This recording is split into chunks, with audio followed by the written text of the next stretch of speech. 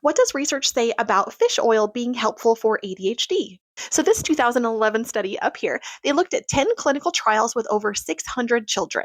And they found that omega 3s, especially the EPA type, led to small but real improvements in attention and hyperactivity, but it was still much weaker than medication. So, helpful for some, but not necessarily life changing. All right, study number two is 2005, so that is older. And this was a school based study.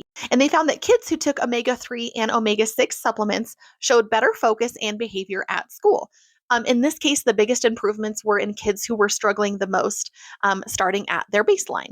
And in our next study, it was from 2012, and they found that omega 3s showed very small and also inconsistent benefits. And in many cases, they worked no better than the placebo. In our next article from 2014, they looked at omega 3s and blood levels. And they found that only kids who were low in omega 3s to begin with showed improvement. So if levels were already normal in their bodies, supplements didn't really help much.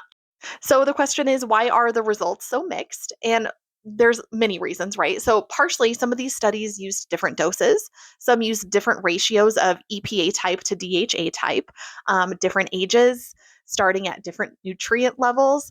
And some weren't just not comparing the same baseline abilities. So I think it's fair to say that fish oil can potentially help some people with ADHD a little bit, especially if there's a deficiency, but it's certainly not a cure from these studies, right? And there's not universal effects. But I'm curious, if you've tried it and have ADHD, have you noticed any effects?